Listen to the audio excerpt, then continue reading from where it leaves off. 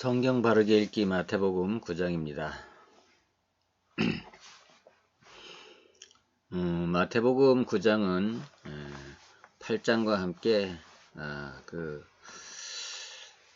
그리스도로서 예수님의 그 권세와 능력을 직접 보여주신 장이다, 이렇게 생각해 볼 수가 있겠습니다.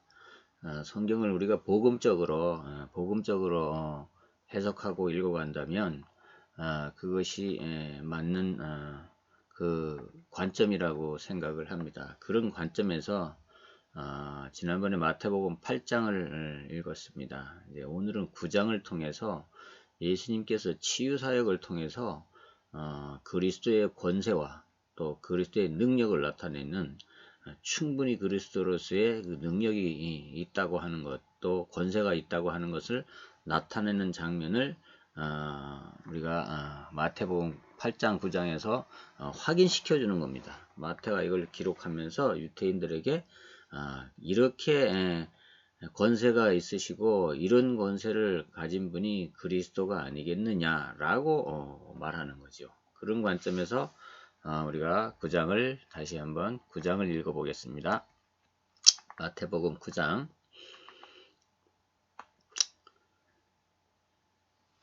예수께서 배에 오르사 건너가 본 동네에 이르시니 침상에 누운 중풍병자를 사람들이 데리고 오거늘.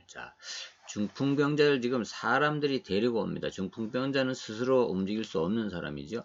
예수께서 그들의 믿음을 보시고, 누구의 믿음요? 데리고 온 사람들의 믿음입니다. 보시고 중풍병자에게 이르시되 작은 자야 안심하라, 내 죄사함을 받았느니라. 데리고 온 사람들의 믿음을 보고 중풍병자에게 하는 말이 작은 자야 안심하라, 네 죄사함을 받았느니라, 이렇게 합니다. 네 병이 나았느니라, 이렇게 안 한단 말이죠. 네 죄사함을 받았느니라, 이렇게 합니다. 그러니까 3절에서 어떤 서기관들이 속으로 이르되 이 사람이 하나님의 영역 신성을 모독한다. 자기가 무슨 하나님인가? 신성을 모독한다. 이렇게 하는 겁니다. 예수님께서는 이 사람들이 있는 줄 알고 얘기했을 거예요. 그래서 이 장면에서 우리가 캐치할 것은 뭐냐? 하나님이 하나님만 하실 수 있는, 이 서기관들이 속으로 생각하는 그 하나님만 하실 수 있는 일들을 예수님께서 보여주심으로, 예수님께서 말씀하신 것 같이 내가 곧 그니라 하는 말, 내가 곧 나를 본 자는 아버지를 보았노라 하신 그 말씀을 증명하신 겁니다. 그리고 엉뚱하게 또 죄사함을 받았느니라고 이 선언을 하세요. 예수께서 그 생각을 하시고 이러시되, 여보세요. 예수께서 생각을 하셨단 말이에요. 너희가 어찌 마음에 악한 생각을 하느냐? 내 죄사함을 받았느니라 하는 말과 일어나 걸어가라 하는 말 중에 어느 것이 쉽겠느냐? 우리가 인간적으로 생각하면 죄사함을 받았다 그러면은 그 사람이 죄사함을 받았는지 안 받았는지 사람은 확인할 수가 없어요. 그런데 일어나 걸어가라 하는 말은 금방 눈앞에서 확인이 되는 거잖아요. 그러니까 어느 게 더 어렵겠나 이 말이에요. 당연히 인간적으로 보면 내가 여기서 일어나서 걸어가라 하는 말이 더 어렵겠죠. 이걸 지금 물어보는 겁니다. 뭐 어떤 게 어렵겠냐? 당연히 걸어가라고 하는 말이 어렵지 않겠냐? 그렇다면은 네 죄사함을 받았느리라 하는 말보다 걸어가라고 하는 말이 네 생각에는, 너희들 생각에는, 서기관들 생각에는 더 어렵다고 생각하지 않느냐? 그러면 더 어려운 것을 하면은 죄사함을 받았느니라 하는 것은 충분히 내가 할 수 있는 건 아니겠느냐? 그래서 내 권세를 보여주겠노라, 이 말씀입니다. 그러나 인자가 세상에서 죄를 사하는 권능이 있는 줄 너희로 알게 하려 하노라. 그래서 죄사하는 권능이 있는 줄 알게 하기 위해서 중풍병자에게 말씀하는 겁니다. 일어나 내 침상을 가지고 집으로 가라 하시니. 그래서 죄사함이 있는 권능이 예수님께 있는 줄을 알게 하려고. 우리가 그래서 예수를 믿으면 죄사함을 받게 되는 겁니다.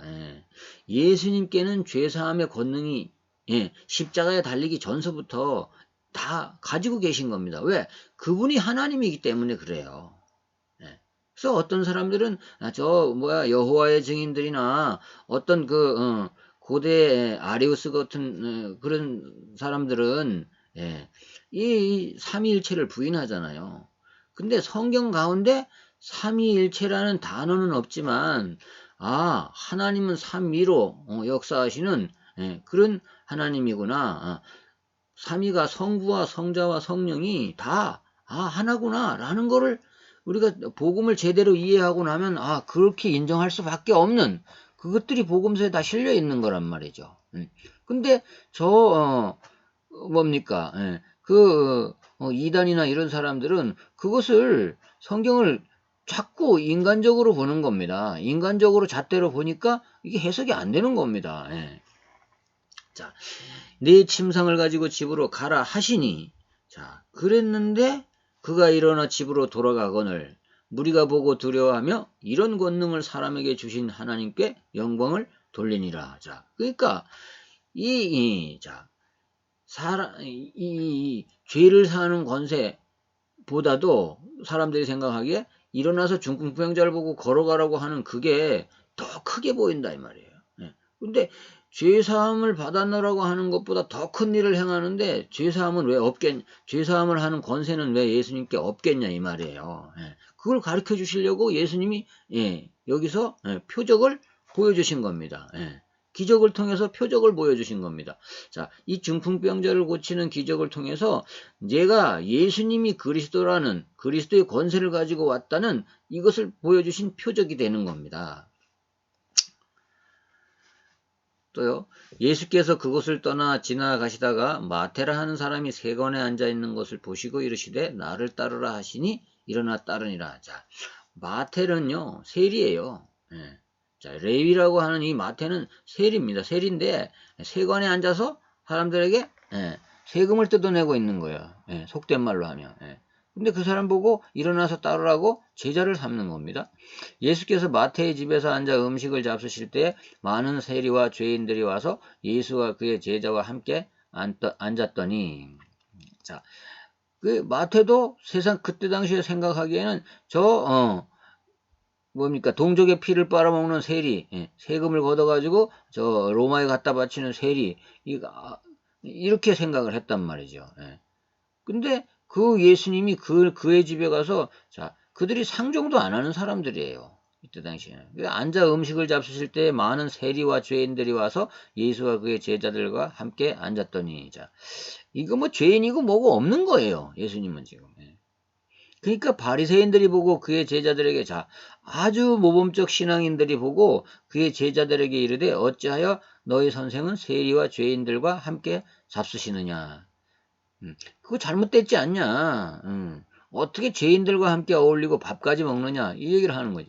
예수께서 들으시고 이르시되 건강한 자에게는 의사가 쓸데없고 병든 자에게라야 쓸데있느니라. 자, 이 죄인들과 세리와 죄인들은 말하자면 이들은 그래 너희들이 말하는 대로 이 사람들이 진짜로 천한 사람이고 죄인이다. 그런데 이 사람들에게 의사가 쓸데있는 거 아니냐 이 말이에요. 다시 말해서 반대로 너들같이 그렇게 깨끗하다고 하는 사람에게 내가 필요 없지 않냐. 너희들같이 그렇게 죄 없다고 하는 사람들, 의인이라고 하는 사람들에게 내가 필요 없는 거 아니냐. 이 얘기를 하는 겁니다. 너희는 가서 내가 긍휼을 원하고 제사를 원하지 아니하노라 하신 뜻이 무엇인지 배우라. 나는 의인을 부르러 온 것이 아니요 죄인을 부르러 왔노라 하시니라. 그래서요. 성경에서 좀 배워라. 니들 성경을 그렇게 잘하는 바리새인들, 율법을 그렇게 잘하는 바리새인들 성경에서 좀 배워라. 이겁니다. 그래서 마태를 부르시고 마태 집에 가서 식사를 하신 이유는 뭐냐면 그 바리새인들에게 너희들은 죄가 없고 의인이라고 하는데 그럼 너희들은 그리스도가 필요 없는 사람이다. 이 얘기를 역설적으로 하시는 게 되는 겁니다. 그래서 성경을 한번 봐라. 니들이 읽고 상고하는 성경을 한번 찾아봐라. 얘기입니다. 그래서 나는 의인을 부르러 온 것이 아니요 죄인을 부르러 왔노라 하시니라. 그러면서요. 이 예수님의 의도는 뭐예요? 너희들이 의인이라고 그렇게 교만하고 강팍하면 내가 필요 없는 거 아니냐. 이 사람들은 자기를 죄인이라고 인정하는 사람들이기 때문에 내가 그리스도의 권세를 누릴 수 있는 거다. 이 얘기를 하는 거죠. 그때 요한의 제자들이 나와 이르되 우리와 바리새인들은 금식하는데 어찌하여 당신들의 제자들은 금식하지 아니하나이까. 자, 이 말이죠. 그 이스라엘의 율례를 말이죠. 따르지 않는 이 예수님을 보고서 어떻게 하나님의 율법을 안 지키고 율례를 따르고 그 우리 민족의 규례들, 우리 이스라엘인들의 규례를 유대인들의 규례를 따르지 아니하냐. 그래서 그 규례가 뭐예요? 이 금식을 갖고 들고 나온 겁니다, 지금. 때를 맞춰, 그날 그 시에 금식해야 되는데, 어떻게 금식하지 아니하느냐? 일주일에 한두 번씩, 두 번씩 금식하지 않냐? 이 말이에요. 예수께서 그들에게 이르시되, 혼인집 손님들이 신랑과 함께 있을 동안에는 슬퍼할 수 있느냐? 자, 근데 예수님이 이런 말씀을 하시는 거죠. 자, 혼인집이 있다. 근데 신랑이 있고, 자, 그 손님들을 불렀단 말이에요. 그러면 손님들은 뭐예요? 신랑을 축하해주고 즐겁게 해주고 이렇게 하려고 불렀잖아요. 근데 신랑이 있는데 신랑은 기뻐하고 있는데 너희들이 왜 슬퍼할 이유가 있느냐 이 말이에요. 슬퍼할 필요가 없지 않냐. 이게 신랑이 있는데 왜 금식하고 금식은 슬프거나 저기 할 때 하는 거 아니에요. 애석할 때 하는 거 아닙니까? 그래서 밥을 안 먹고 목숨을 걸고 하나님 앞에 뭐 청구한다, 기도한다 이런 의미가 있는 거 아니겠습니까? 근데 지금 신랑이 함께 기뻐할 시간에 너희들이 금식하고 금식하고 이러는 것은 다 형식적인 거라는 거죠.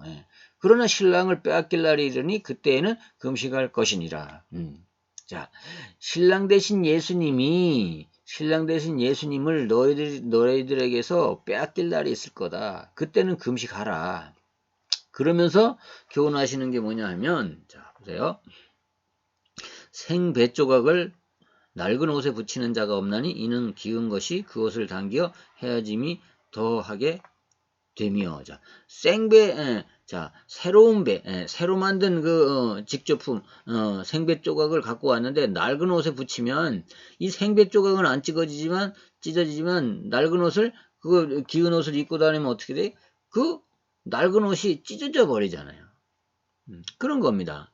그래서 이 얘기는 뭘 얘기하냐면, 자, 지금 이제 새로운 것을 갖고 왔다, 예수님이. 새로운 것. 그게 뭐예요? 예수님이 가지고 온 복음적 삶이에요. 이걸 갖고 왔다. 근데 율법에다가 갖다가 옛날 관습에다 갖다 붙이면 이건 안 맞는 거다. 그러면 어떻게 돼요? 율법도 흠이 난다는 거죠.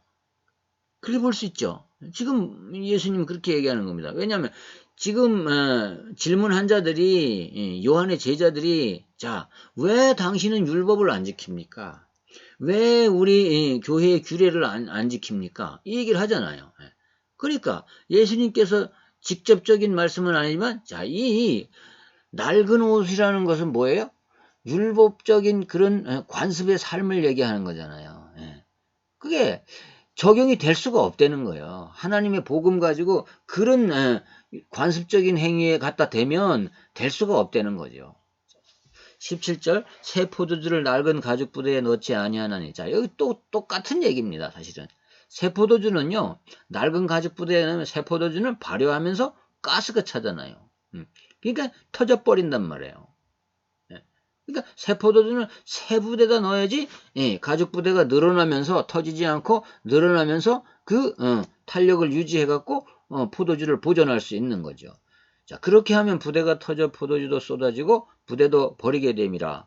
새 포도주는 새 부대에 넣어야 둘이 다 보존되느니라. 자, 예수님이 지금 가지고 온 예수님의 복음은 이제 낡은 관습에 얽매이는 것이 아니다 이 말이에요. 그렇게 되면 이게 포도주도 쏟아져 갖고 복음도 쓸데없는 복음이 돼버린다 이 얘기입니다. 자, 지금 우리는 마태복음을요 복음적으로 해석을 하고 있는 겁니다. 복음적 관점에서, 복음적으로라긴 뭐냐면 복음적인 관점에서 해석을 하는 겁니다. 그래서 예수님이 가지고 온 그리스도의 이 복음이 지금 낡은 관습에서 얽매이지 않는다는 겁니다. 거기다 갖다가 맞추려고 하면 이게 뭐요? 포도주가 어떻게 쏟아져서 버림이 된다는 거예요. 그러니까 이 말은 뭐예요? 자, 그 율법의 잣대에다 갖다 대고 저 너희들이 지키는 지금 갖다 대는 그런 너희들이 지키는 율법이 아니라 사실은 예, 그들이 만든 관습이죠. 교회의 관습이죠. 관습에다가 갖다 하면 이것은 될 수가 없는 거다는 거예요. 예, 성립될 수가 없는 거라는 거예요. 예. 그러니까 이 복음도 퇴색하고 힘없는 복음이 되고 쓸데없는 그런 복음이 된다는 얘기, 말장난이 된다는 얘기가 되는 겁니다. 예. 그런 걸 얘기하는 거예요. 자, 내가 지금 하나님의 나라의 복음을 가지고 왔는데 이거를 너희들이 지금까지 살아왔던 그 형식적이고 외식적인 그 틀에다 집어넣으면 아무 쓸데없는 거다 이거예요.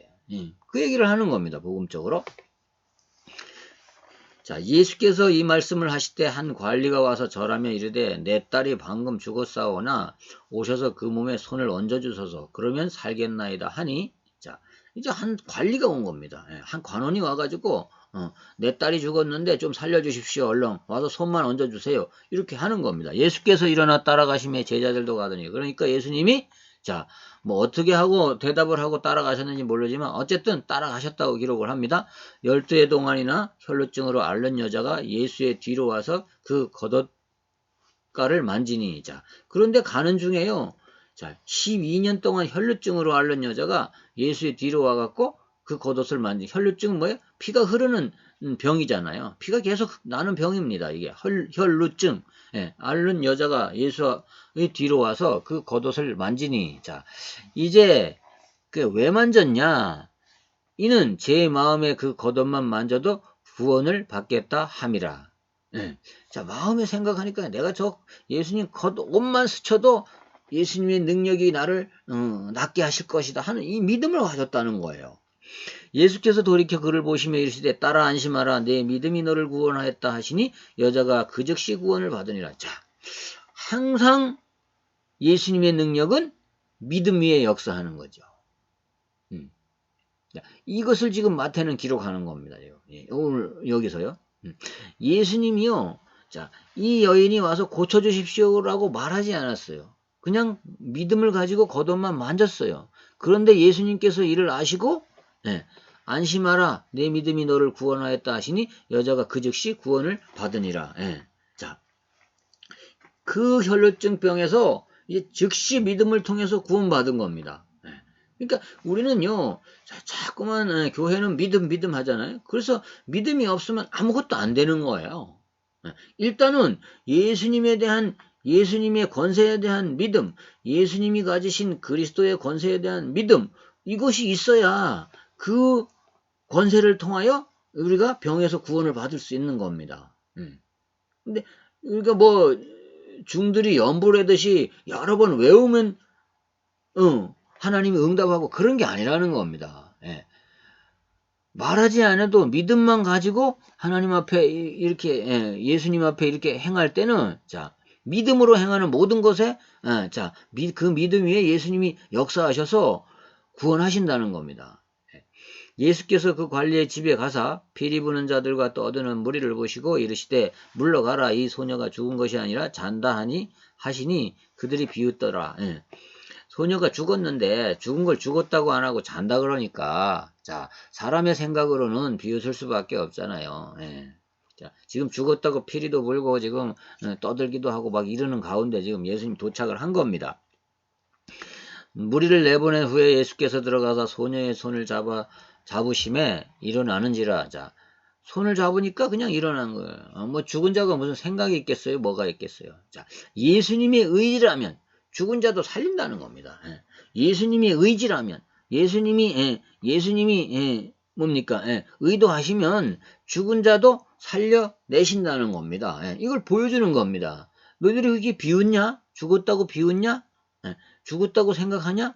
자, 내가 살려내는 걸 보여주마 하고 예수님이 보여주는 겁니다. 그러니까 그 소문이 온 땅에 이제 퍼지게 되는 겁니다. 그 소문이 온 땅에 펴지더라. 또 보세요.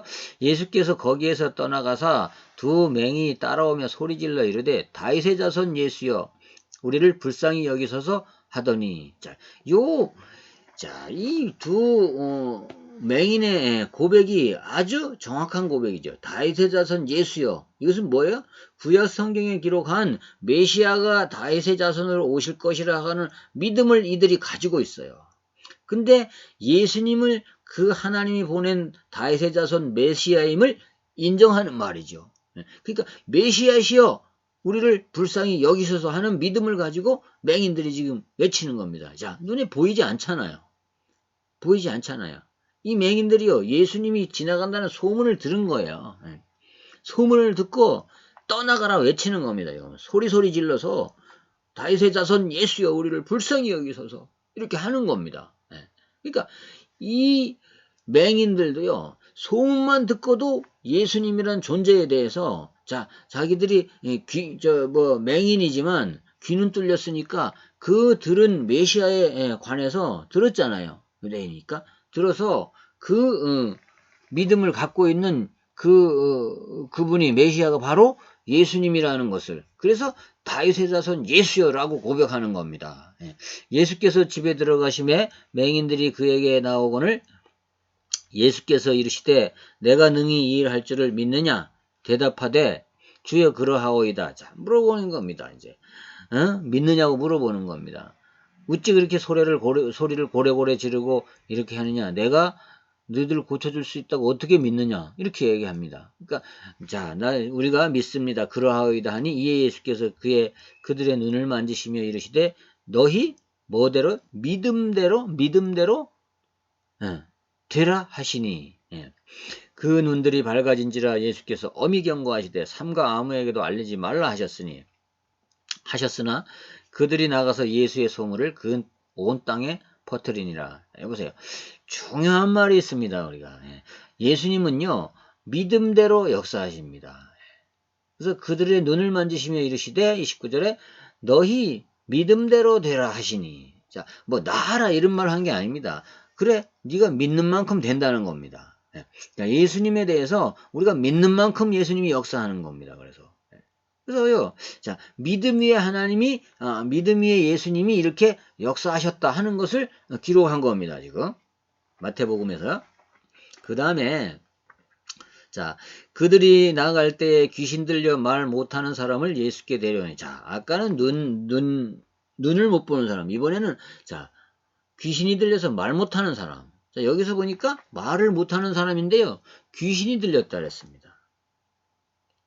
이건 무슨 뜻이에요? 자, 귀신 들려서 말 못하는 병 걸린 사람도 있다는 거예요. 그러니까 모든 죄가 베레아처럼 모든 병은 다 귀신 들려서 생기는 거다. 다 마귀가 주는 거다. 이거는 틀린 말이죠. 그런데 분명히 귀신 들려서 말 못하는 사람도 있었다는 겁니다. 여기 성경에 기록되어 있잖아요. 우리는 그걸 인정해야 됩니다. 귀신이 쫓겨나고 말 못하는 사람이 말하거늘, 자, 그들이 나갈 때 귀신 들려 말 못하는 사람을 예수께 데려오니 귀신이 쫓겨나고 말 못하는 사람이 말하거늘 무리가 놀랍게 여겨 이르되 이스라엘 가운데서 이런 일을 본 적이 없다 하되. 바리새인들은, 자, 이게요, 이 민중들은 대중들은 인정을 하는데 아주 자기네들 의를 자랑하는 바리새인들은요 이르되 그가 귀신의 왕을 의지하여 귀신을 쫓아낸다 하더라. 보세요. 자, 똑같은 성령의 역사를 가지고 똑같은 예수님의 역사를 가지고요 이 악한 이 사람들은요, 자기 의를 자랑하는 사람들은요 예수님의 그 권세가 안 보이는 거예요. 오늘날도 마찬가지입니다. 아무리 교회 안에서요 큰 능력이 일어나고 역사가 일어나도요 믿음의 눈으로 보지 않고요 자기 의를 가지고 보는 사람들은 이런 똑같은 실수를 오늘날도 합니다. 그게 뭐 평신도가 됐건 집사가 됐건 권사가 됐건 장로가 됐던 불신자가 됐던 마찬가지입니다. 이것을 귀신의 왕을 의지하여 귀신 쫓아낸다고 하는 겁니다. 자, 이 사람들은요 하나님의 영을 인정을 안 하는 사람들이에요. 신앙생활 잘하는 사람들이지만요 하나님의 영을 도대체 인정 안 하는 바리새인들이었다고 생각이 돼요. 그러니 그 예수님이 하신 일을 갖다가 귀신을 의지해서 쫓아낸다고 하는 거 아닙니다. 오늘날도요 우리 교회 안에도 이런 실수를 할 수 있는 사람이 부지기로 많이 있다고 생각을 합니다. 예. 제가 이단 상담을 해보면요. 자, 자기들을 성령을 의지한다고 하면서 성령의 역사를 안 믿는 사람들이 되게 많아요. 그런 사람들이 이단에 간 사람들이 되게 많다고요. 예. 자기들 원래 교회 다닐 때는 그런 역사를 못 해본 거예요. 예. 모르는 거예요. 예. 그러니까 이게, 자, 교회 안에서 무슨, 능력이 일어나고 뭐가 일어나도요, 이게 하나님의 역사로 인정을 안 하는 겁니다. 예. 그런 사람도 실제로 있더라고요. 그러니까 이게 참 성경에 기록되는 거요. 진짜 어떻게 그렇게 쪽지같이 기록을 해놨는지 모르겠어요. 참, 그러니까 하나님의 인도죠. 자, 예수께서 모든 도시와 마을에 두루다니사 그들의 회당에서 가르치시며 천국 복음을 전파하시며 모든 병과 모든 약한 것을 고치시니라. 예. 자, 가르치시며 복음을 전파하시며 모든 병과 모든 약한 것을 고치시니라. 자, 이게 복음 전파의 아주 기본 핵심 키지요. 방법의 키지요. 예, 이게요. 자, 가르치며 성경을 가르치고 천국 복음을 선포하고 또 그에 따라 그렇게 선포하면 자, 모든 질병들 능력으로 나타난단 말. 복음의 능력, 복음을 전파하면요. 복음의 능력이 나타나게 돼 있는 겁니다. 예, 그래서 나타나야 되는 겁니다. 자, 우리가 전도를 하고 복음을 전하잖아요. 자, 성경에 이렇게 기록되어 있습니다. 그러니 예수님이 그리스도이십니다. 예수 그리스도를 믿으면 당신의 병적인 육체적인 병도 나을 수도 있습니다. 믿음이 중요합니다. 이렇게 하고 복음을 선포하잖아요. 그러면 실제적으로 그 복음 받는 사람이요. 자, 그 우울증에 시달리던 사람이 복음 받는 즉시 해방을 받는 경우도 있습니다. 그리고요, 복음 받은 즉시 또 저 병으로부터 해방되는 사람도 있단 말이에요. 오늘날도 있습니다. 그래서 지금 옛날에 제가 어릴 때는요, 교회에서 이런 일들이 비일비재하게 사실은 일어났어요. 자, 예배드리고 성경 가르치고 천국 복음 전파하고 그 예수 이름으로 기도하면요, 교회 안에서 제가 다니던 그 시골 교회 조그만 교회에서도 이런 역사들이 일어났단 말이죠. 근데요, 한국 교회가 지금 이 복음에 뭐 논리나 설교나 이런 것들은 많습니다. 근데 사실 지금 제가 안타까운 것은 복음 전파 현장에서 일어나는 이런 하나님의 역사들이 지금 끊어졌다는 기분이 드는 거예요. 어디서도 지금 한국교회 안에서 이런 것들을 찾아볼 수가 없어요. 저는 요새는 못 듣고 있어요. 전에는 뭐 많이 우리가 들었지 않습니까? 나이 드신 분들은. 근데 지금 이거를 우리가 경험을 못 하고 있어요. 그러니까 우리가 암만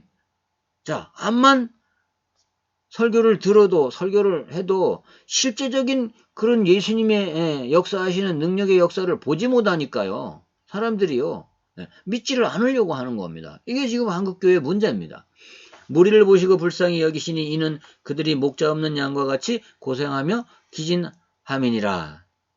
자, 그 무리들을 보니요. 자, 목자 없는 양과 같이 진짜 참된 목자가 없어서 고생하는 거란 말이죠. 자, 우리도요, 예수님을 참된 목자로 삼으면, 참, 진짜로, 우리의 삶이 달라지는 겁니다. 치유되는 겁니다. 이에 제자들에게 이르시되 추수할 것은 많되 일꾼이 적으니, 그러므로 추수하는 주인에게 청하여 추수할 일꾼들을 보내주셔서 하라. 자, 제자들에게 부탁하시는 겁니다. 저렇게 봐라.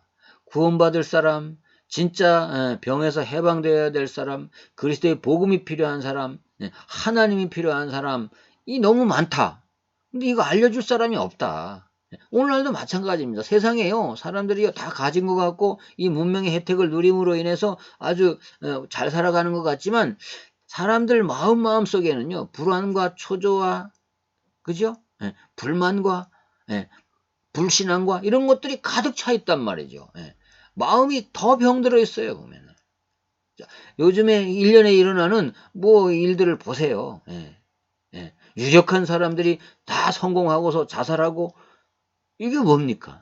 자, 복음 없는 성공은, 분명히 말씀드리면, 복음 없는 성공은, 자, 마귀의 덫입니다. 전 그렇게 봐요. 여러분, 제가 그렇게 봅니다.